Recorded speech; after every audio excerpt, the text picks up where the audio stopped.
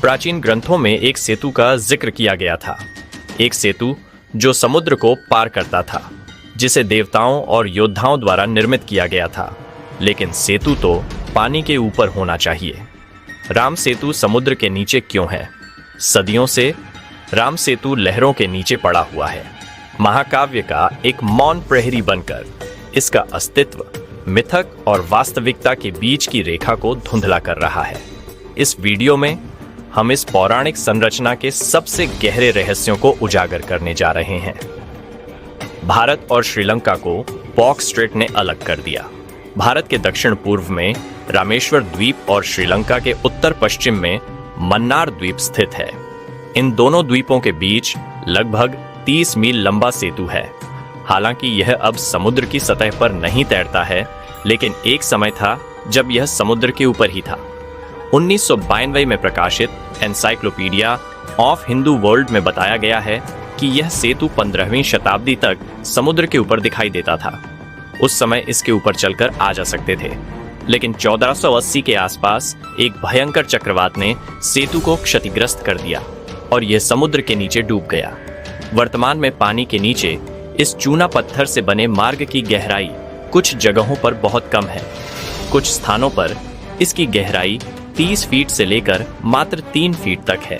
राम सेतु का इतिहास न केवल भौगोलिक दृष्टि से बल्कि राजनीतिक और धार्मिक दृष्टि से भी महत्वपूर्ण है। जिन कुछ प्राचीन संरचनाओं का उल्लेख हम प्राचीन मिथकों में पाते हैं, उनमें से राम सेतु प्रमुख है। माना जाता है कि भारत और श्रीलंका को जोड़ने वाला यह सेतु आज से 7000 साल पहले या उससे भी पहले बनाया गया था। राम सेतु का सबसे पहला उल्लेख वाल्मीकि रचित रामायण ग्रंथ में मिलता है। जब लंका के राजा रावण ने छल पूर्वक सीता का अपहरण कर उसे श्रीलंका ले गया, तब राम अपने भाई लक्ष्मण और वानर सेना के साथ सीता को बचाने के लिए श्रीलंका की ओर रवाना होते हैं। लेकिन रामेश्वरम के पास पहुंचकर उन्हें रुकना पड़ता है। उनके सामने समुद्र बाधा बनकर खड़ा हो जाता है। श्री राम तब समुद्र देवता की आराधना करते हैं ताकि वह समुद्र के बीच से गुजरने का सेतु बना दे। लेकिन 3 दिन बीत जाने के बाद भी समुद्र देवता का दर्शन नहीं होता, जिससे श्री राम क्रोधित हो जाते हैं। श्री राम अपने धनुष के अग्निबाण से समुद्र को सुखाने का प्रयास करने लगते हैं। तब समुद्र देवता प्रकट होते हैं और उनसे क्षमा याचना करते हैं। बाद में समुद्र देवता कहते हैं कि इस समुद्र के ऊपर एक पत्थर का सेतु बनाएं। जब उनसे पूछा गया कि इस उफनते समुद्र में पत्थरों से सेतु कैसे बनाया जा सकता है, तो समुद्र देवता कहते हैं कि प्रभु राम के लिए सब कुछ संभव है। वह सेतु जो श्री राम ने बनवाया था, उसमें विश्वकर्मा के पुत्र नल और नील भी शामिल थे। बचपन में वे अक्सर मुनि ऋषियों की तपस्या के पत्थरों को फेंक कर उन्हें परेशान करते थे। तब एक आर्षि ने उन्हें श्राप दिया था कि उनके द्वारा फेंके गए पत्थर पानी में नहीं डूबेंगे। यह श्राप ही यहाँ आशीर्वाद बनकर काम आया। नल द्वारा समुद्र में फेंके गए पत्थर नहीं डूबे।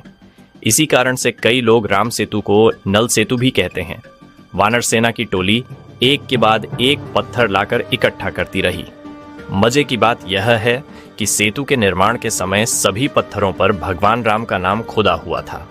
लोगों का विश्वास है कि उसी नाम के कारण ही पत्थर डूबे नहीं। अलौकिक रूप से ये पत्थर आज भी समुद्र के पानी के ऊपर तैर रहे हैं। मात्र 5 दिनों में सेतु तैयार हो गया। श्री राम अपनी सेना सहित श्रीलंका पहुंच गए। फिर रावण को पराजित कर सीता को लेकर उसी मार्ग से वापस आए। रावण वध के बाद विभीषण को लंका का राजा बनाया। तब विभीषण ने राम से सेतु को तोड़ने की विनती की, अन्यथा भारत से बार बार लंका पर हमला होने की आशंका व्यक्त की। विभीषण की प्रार्थना को मानकर रामचंद्र ने तीर चलाकर राम सेतु को समुद्र की कुछ फुट गहराई में धकेल दिया। वापस लौटने के बाद श्री राम ने इस सेतु को अपने धनुष के बाण से नष्ट कर दिया। एक प्रसिद्ध पुरातत्वविद प्राचीन रहस्यों को सुलझाने के लिए धनुषकोडी के तट पर खड़े थे। एक भूतिया शहर जो प्रकृति के क्रोध की कहानी को समेटे हुए था। हवा उनके चारों ओर घूम रही थी। उसके साथ समुद्र की महक और खोए हुए समय की फुसफुसाहटें भी थीं। वह वर्षों से राम सेतु का अनुसरण कर रहे थे, एक असाधारण जिज्ञासा से प्रेरित होकर, जिसने उन्हें लगभग पागलपन की कगार पर ला दिया था। उनकी टीम जिसमें समुद्री पुरातत्व और प्राचीन इतिहास के विशेषज्ञ शामिल थे, ने असाधारण कुछ खोजा था। पाल्क स्ट्रेट के उथले पानी के नीचे पत्थरों की एक श्रृंखला, एक सटीक क्रम में संरेखित, जो प्रकृति की यादृच्छिकता को नकार रही थी। सैटेलाइट चित्रों ने एक ऐसा ढांचा प्रकट किया जो भारत के किनारे से श्रीलंका के तट तक फैला हुआ था। सेतु केवल अतीत की एक वस्तु नहीं था, यह एक प्रतीक था, एक ऐसी कहानी का प्रमाण था जिसने सभ्यता को आकार दिया। लेकिन अगर सच्चाई पौराणिक कथा से भी भयानक हो, यदि सेतु में कोई प्राचीन शक्ति छिपी हो जो आधुनिक दुनिया के संतुलन को बिगाड़ सकती है। जैसे ही टीम गहरे समुद्र में गोता लगाने के लिए तैयार हुई, तनाव बढ़ने लगा।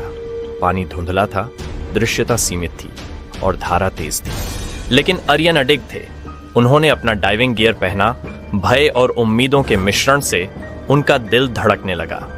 जब उन्होंने गहराई में गोता लगाया तो ठंडा पानी उनके चारों ओर बंद हो गया और ऊपर की दुनिया एक दूर की याद बन गई। अंधकार से निकलकर एक विशालकाय सांप की तरह संरचना दिखने लगी। यह प्राचीन थी, जितनी किसी ने अनुमान लगाई थी उससे भी पुरानी। इसकी चट्टानें सदियों से समुद्री धाराओं द्वारा घिसी गई थीं। लेकिन वहां और भी कुछ था, ऐसी कुछ चीज जो उपग्रह की तस्वीरों में नहीं दिखी थी। सेतु के हृदय में एक शिलालेख खुदा हुआ था, ऐसी लिपि में जिसे अभी तक कोई पढ़ नहीं पाया था और जो रामायण में वर्णित पौराणिक सेतु से एक अजीब समानता रखता था। मीडिया आउटलेट्स अटकलों से भरे हुए थे, जबकि दोनों देशों की सरकारें इस खोज को उत्साह और सतर्कता के साथ देख रही थीं। राम सेतु क्या वास्तव में एक पौराणिक संरचना है या यह प्रकृति की किसी अनियमितता का परिणाम है? यह सवाल आज भी बरकरार है। इस अद्भुत संरचना के पीछे छिपे रहस्य को समझना अभी बाकी है। क्या यह सेतु किसी प्राचीन शक्ति का प्रतीक है या इसे बनाने वाले कोई दिव्य शक्तिशाली व्यक्ति थे? राम सेतु केवल एक भौतिक संरचना नहीं है, यह भारतीय संस्कृति का एक अटूट हिस्सा है। सदियों से चले आ रहे धार्मिक विश्वास और संस्कृति को जीवित रखने वाला यह पुल आज भी हमारी आस्था को मजबूत करता है। लेकिन क्या यह केवल एक कथा है या इसके पीछे कोई गहरा रहस्य छिपा है? यह जानने के लिए हमें इंतजार करना होगा। आने वाले वीडियो में हम और भी अद्भुत रहस्यों की परतें खोलेंगे, तो हमारे साथ बने रहें और जानें इतिहास और पौराणिकता की अनसुनी कहानियों के बारे में। तो दोस्तों, क्या आप विश्वास करते हैं कि भगवान पुरुषोत्तम रामचंद्र के समय में राम सेतु का निर्माण किया गया था? क्या यह सिर्फ एक कहानी है या इसमें कुछ सच्चाई है? आपकी राय क्या है? हमें कमेंट करके बताएं।